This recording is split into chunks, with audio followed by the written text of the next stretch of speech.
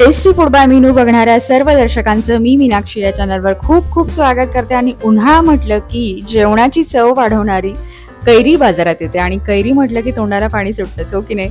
तर अशाच या तोंडाला पाणी सोडणाऱ्या कैरीची रेसिपी आज आपण करणार आहोत। दोन प्रकारच्या चटण्या आपण करणार आहोत आणि त्याही अगदी तोंडाला पाणी सोडणाऱ्या चटण्या असणार आहेत आणि खूप टेस्टी सुद्धा लागतात। तर ह्या चटण्या नक्की करून बघा आणि सोबतच आपल्याला उन्हाचा जो त्रास असेल तो सुद्धा कमी होईल अशा प्रकारच्या ह्या चटण्या आहेत। तर चला आपण सुरुवात केलेली आहे। एक कैरी मी स्वच्छ धुवून घेतली आहे आणि आता त्याचे काप करते आहे।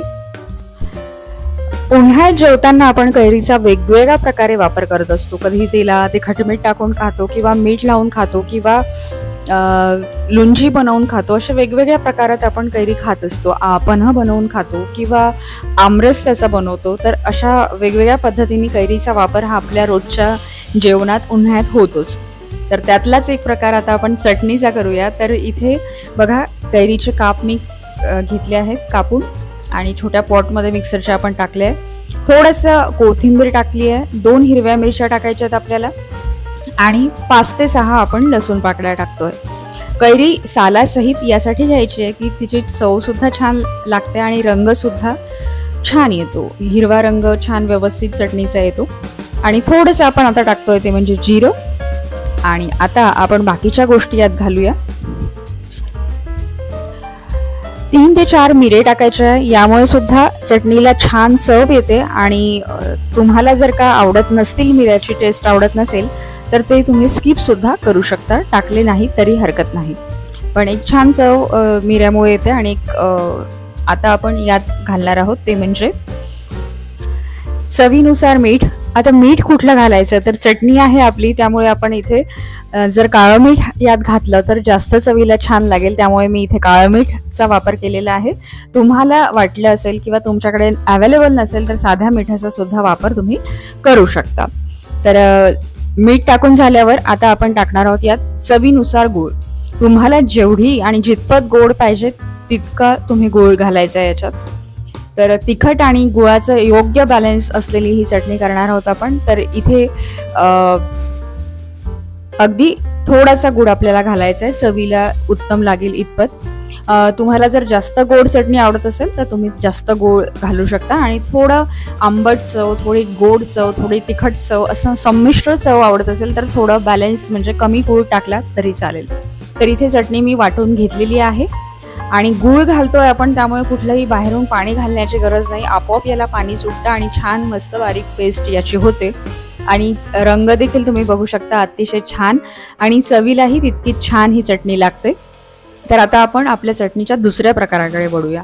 तर आता इथे एक अतिशय चटपटीत आणि गोड अशी आपली जी कैरीची चटणी आहे ती तयार झालेली आहे आणि आता आपण दुसऱ्या चटणीच्या प्रकाराकडे वळतोय।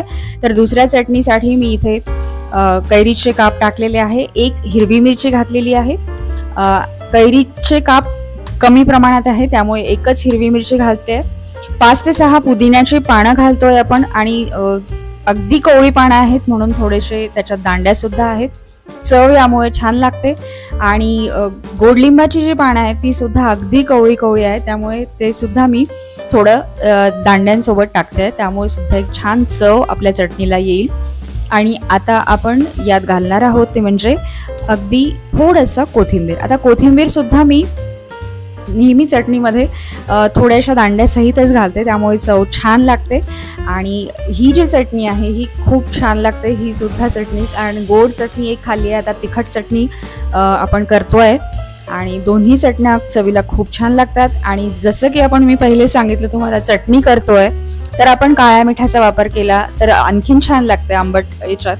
तर इथे मी काळ्या मिठाचा वापर करते आहे आणि थोडंसं चवीनुसार आपल्याला काळं मीठ घालायचं आहे। थोडासा आल्याचा तुकडा आपण यात घालणार आहोत आणि थोडंसं आपण याला आता फिरवून घेणार आहोत। आता इथे गूळ आपण घातलेला नाही आहे त्यामुळे आपल्याला यात पाणी घालण्याची गरज पडणार आहे।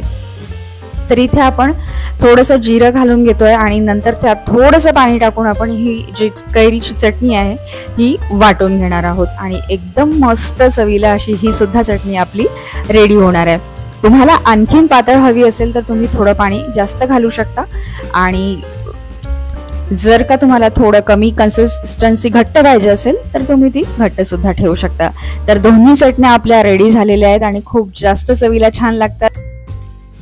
तर 5 मिनिटात आपल्या दोन्ही चटण्या आणि त्याही तोंडाला पाणी सोडणाऱ्या दोन्ही चटण्या रेडी झालेल्या आहेत. तुम्ही सुद्धा या दोन्ही चटण्या नक्की करून बघा आणि कशा लागतात ते मला कमेंट करून नक्की कळवायला विसरू नका. आवडल्यास रेसिपी जर आवडली आहे तर चॅनलवर जर नवीन असाल तर सबस्क्राईब करायला मात्र विसरू नका. पुन्हा भेटेन नवीन रेसिपीसह.